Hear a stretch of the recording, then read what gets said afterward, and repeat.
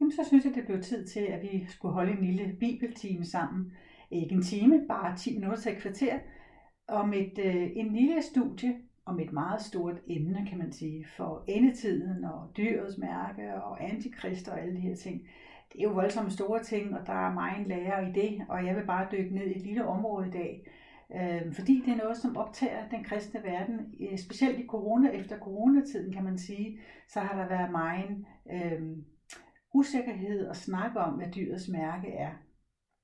Når vi taler om åbenbaring, så plejer jeg at sige, at det er noget, man skal holde i en åben hånd, og med det mener jeg, at man skal forholde sig meget ydmyg til det, fordi der kommer hele tiden ny åbenbaring. Det hele er ikke åbenbart, det kan vi jo høre igennem de her mange, også anerkendte bibellærer rundt om hele verden, kan egentlig godt have lidt forskellige syn på, hvordan tingene hænger sammen der. Det er okay, vi prøver os frem, vi har forstand til så meget til så langt vi nu er kommet. Men det skal ikke afholde os fra at dele det, vi har.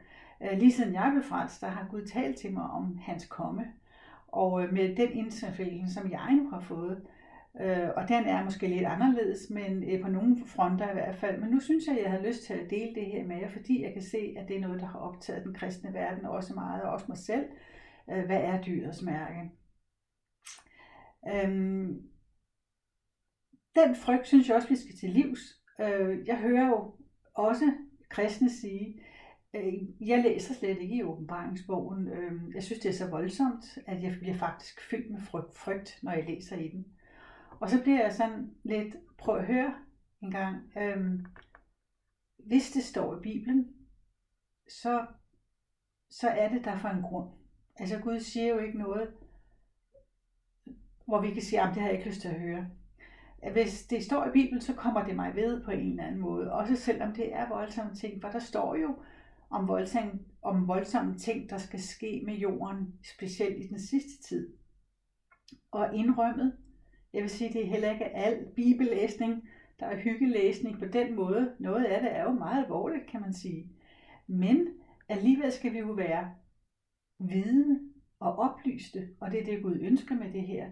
Han ønsker ikke, at vi skal være uvidende, som tingene kommer bag på os, men han ønsker, at vi skal være oplyste og forberedte på det, som skal ske, så vi mentalt også kan indstille os på de ting, der sker, og så vi kan finde en position og i vores sind, hvorfra vi kan håndtere de ting, der sker, så vi ikke bliver forvirret, så vi ikke bliver bange, for det er ikke meningen, vi skal være fyldt med frygt og usikkerhed på det plan der, eller på nogle ting i det hele taget.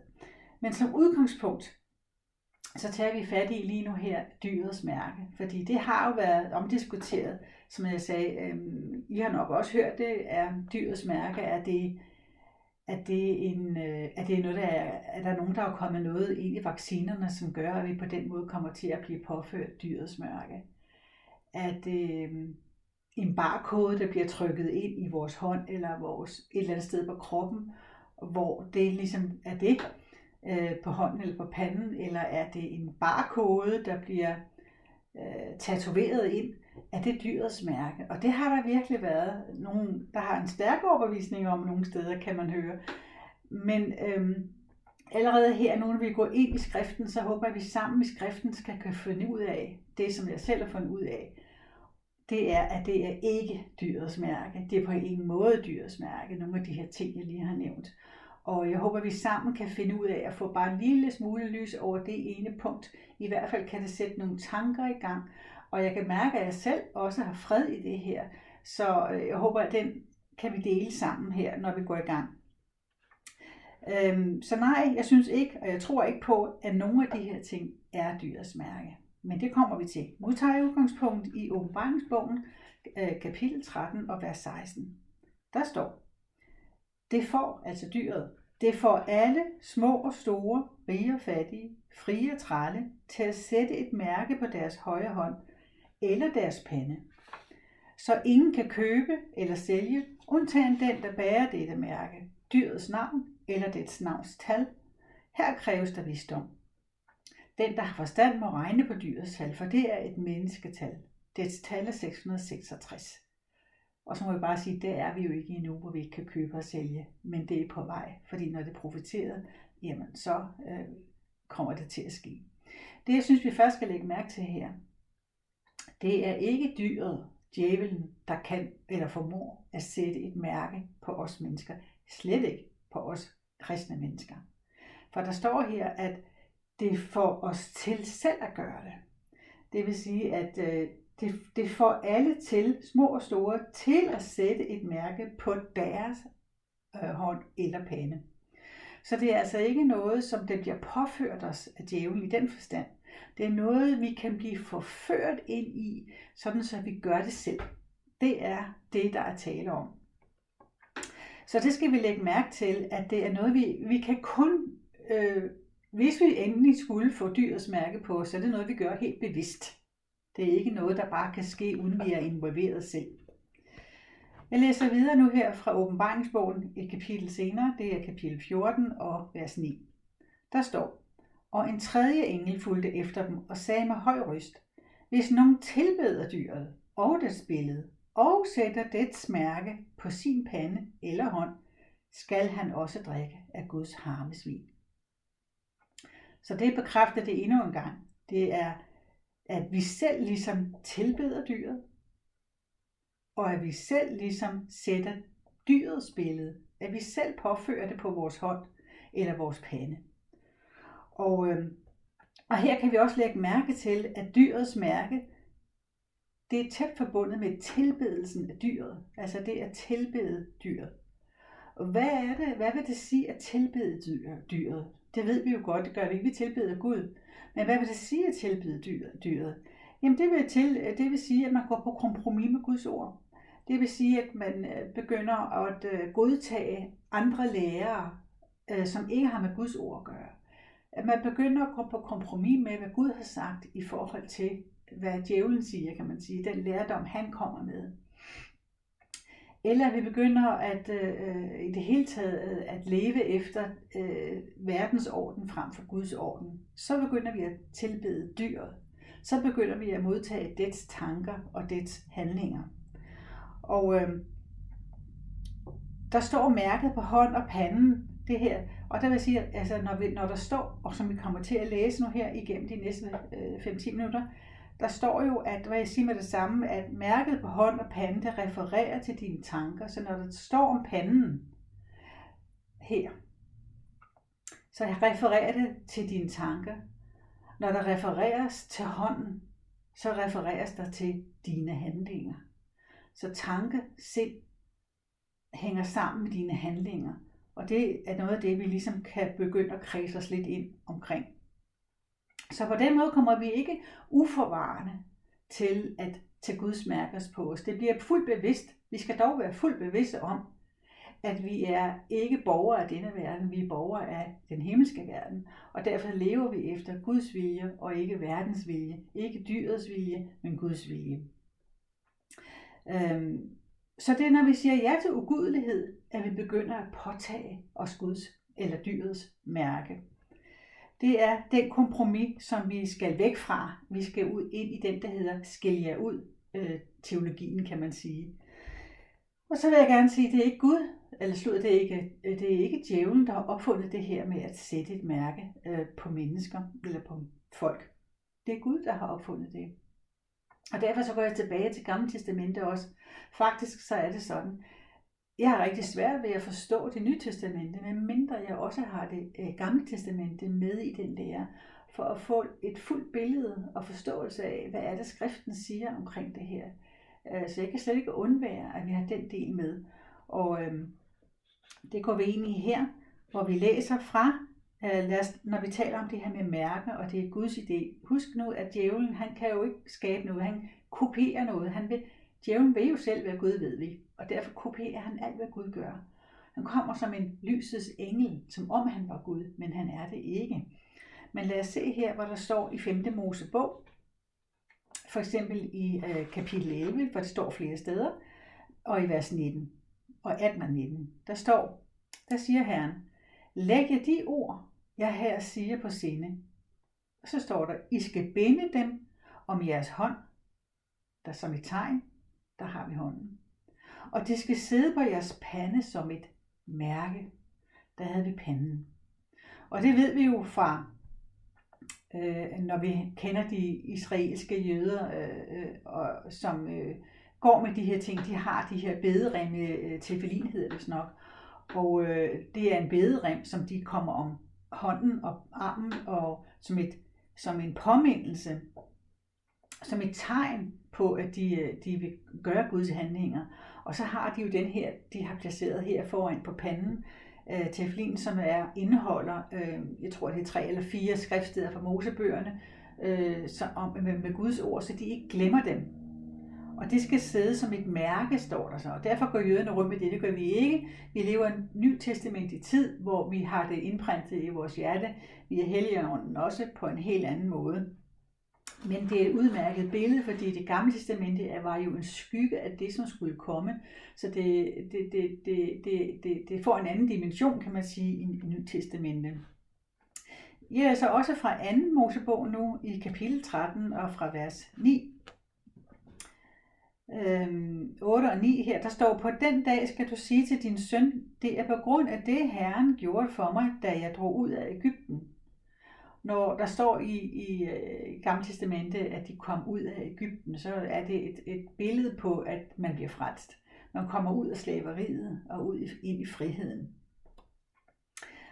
Og så står her i vers 9, da vi blev frelst: Du skal have det som et tegn på din hånd, altså dine handlinger, og du skal have det som et erindringsminde på din pande, det vil sige dine tanker, for at Herrens lov må være på dine læber, for med stærk hånd førte Herren dig ud af Egypten. Og det er også et stærkt billede på frelsen, og det ved vi godt, når vi er kommet til tro og har modtaget Jesus, så får vi et nyt tankesæt. Vi tænker på en ny måde.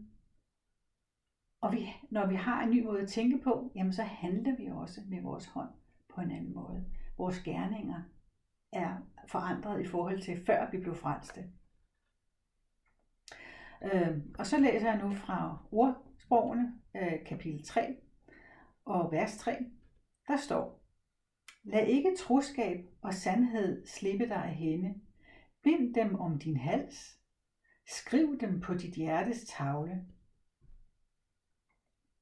Og nu tror vi jo ikke på, og det ved vi godt, at når der står, at vi skal skrive det på vores hjertes tavle, så kan vi jo ikke gøre det rent fysisk. Vi kan jo ikke åbne, sætte en kuglepen ind og begynde at skrive på vores eget hjerte. Så vi forstår godt, at der er tale om en metafor, og der tales på den måde, så vi kan forstå, hvad det handler om, uden at det er direkte. Så springer jeg over til Ezekiel for at understøtte de her ting med, at Gud sætter mærke på os, og ikke djævlen i øvrigt i første omgang, og han kan slet ikke. Der står der fra Ezekiel 29 i vers 3-4, der står: Gå gennem byen, igennem Jerusalem, og sæt et mærke i panden på dem, der sukker og stønner over alle de afskyelige handlinger, der begås der. Det er dem, der tager afstand fra ugudelighed. Så Gud sætter altså et mærke på os usynligt. Vi kan ikke se det selv. Når Gud sætter et mærke på os, så er det ikke synligt for os, men det er synligt for englene. Og sådan var det jo også, da jøderne var i Egypten. Så ved vi godt, at dødsenglen skulle gå sin gang og dræbe alle førstefødte. Og dem, som tilhørte Herren og jøderne der, de skulle male dørstolperne med blodet fra lammet.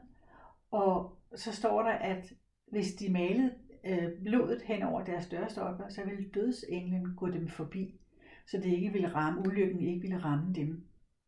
Og det samme er det jo i Det Nye Testamente et billede på, at når Jesu blod dækker os, og det gør det, når vi har modtaget ham som vores frelser, så er vi inde i den zone, hvor dødsenglen går forbi os. Vi er gået over fra døden til livet, når vi har modtaget Jesus.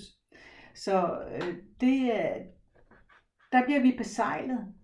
Der bliver vi besejlet, for det står her i Efeserbrevet i det allerførste kapitel, og i vers 13, der står: Vi er besejlet med Helligånden.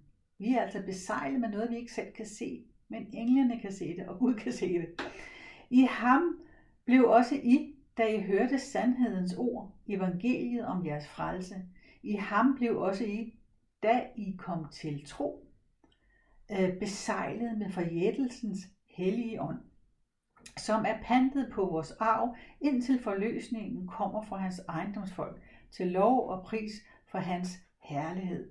Hvor er det dejligt at kunne se frem til, at vi er besejlet med forjættelsen, der er blevet givet os. Og det holder hele vejen igennem. Og når englene engang høster førstegrøden fra jorden, ja, så er det fordi, at englene kan se, at vi er under Jesu blod. De ser blodet. De ser ikke først og fremmest os, men de ser, at dem, der ikke har blodet, ja, de kommer jo under dom, fordi vi er jo løskøbt fra Guds vrede. Det er jo det, hele frelsen blandt andet går ud på. Det er, at vores sjæle er frelst selvfølgelig, men vi er også frelst fra vreden, står der. Og det synes jeg er en stor, stor trøst, at vi ikke skal være bange, fordi vi er frelst fra at skulle gå igennem den dom, som jorden kommer til at gå igennem. Det er det, vi blandt andet er frelst fra. I Åbenbaringen kapitel 7 og vers 2 og 3, der står: Og jeg så en anden engel stige op fra solens opgang med den levende Guds sejl. Den råbte med høj røst til de 4 engle, som det var givet at skade jorden og havet. Skad ikke jorden eller havet eller træerne, før vi har besejlet vor Guds tjenere på deres pande. Så vi har altså igen, kan vi se her i skriften, den understreger, at Gud han sætter et tegn på vores pande. Og der kommer flere til, der står, før vi er fuldtallige, før skal det ikke ske. Altså de ting, der er profeteret over jorden, kommer først til at ske, når alle Guds tjenere har modtaget frelsen, dem som er kaldet og som modtager Jesus. Og de har besejlet, de bliver besejlet på deres pander. Men sådan hvis ikke vi har Guds tegn på vores pande eller i hånd, i vores gerninger eller vores tanker, ja, så har vi jo dyrets mærke på os, fordi vi ikke har Guds mærke. Så det giver ligesom sig selv på den måde. I Hebræerbrevet kapitel 8, vers 10 står der: Men sådan er den nye pagt, jeg besluttede med Israels hus. Når de dage kommer, siger Herren, jeg lægger mine love i deres indre og skriver dem i deres hjerte. Vi går ikke rundt med dem udvendigt, som jøderne gør, men de er skrevet ind i vores hjerte ved Helligånden. Og jeg vil være deres Gud, og de skal være mit folk. Og så må jeg også bare sige, at åbenbaringsbogen generelt, den handler ikke om antikrist eller dyrets mærke som sådan. Det er ikke hovedtemaet. Åbenbaringsbogen, den handler om Jesus Kristus og hans tale til de 7 menigheder og de profetier, der skal ske under og efter, bortrykkelsen. Og som jeg sagde før, så dyrets mærke, det er jo bare Satans forsøg på at kopiere det Gud han gør. Så han opererer i hvert fald i de samme terminologier, men vi skal forstå at kende forskel på det ene fra det andet. Og som jeg sagde før, at dyrets mærke er tæt forbundet med tilbedelsen af dyret. Og det er rigtigt, vi kommer ind i den periode, hvor der også står, at det på et tidspunkt ikke bliver muligt at arbejde, købe og sælge. Og de kristne vil på det tidspunkt blive myrdet for deres tro, eller komme til at sulte, fordi vi ikke kunne købe og sælge. Der vil være nogen, som på det tidspunkt, og jeg mener, for mig lyder det som om, at det er efter bortrykkelsen, så er der nogle kristne, som jo stadigvæk er der, og som må blive martyrer for deres tro på det tidspunkt, fordi at der er den onde, der er vi langt inde i forfølgelsen, og så vil det her sikkert blive det, som bliver deres valg. Jeg tror jeg selv, det er sådan det er, men jeg har ikke nogen klar åbenbaring om, men det er det, jeg selv ligesom hælder mest til, kan man sige. Men vi har i hvert fald et valg om, hvem vi vil tjene i dag. Og en af de ting, som jeg oplever, Gud taler i øjeblikket, det er det her, skil jer ud. Fordi når vi er rigtig lang tid i verden, så får vi lidt fnug på os, og der kommer lidt støv på os, og en gang imellem, så må vi rejse os op og ryste støvet af os. Og det er lidt sådan, jeg har det, at hvem er det, jeg tilhører? Hvordan kan jeg skille mig yderligere ud? Fordi at verden, den bliver mørkere og mørkere, og det går rigtig stærkt i den her tid, synes jeg. Og der er så mange påvirkninger, at man er nødt til at være bevidste om den påvirkning, man får.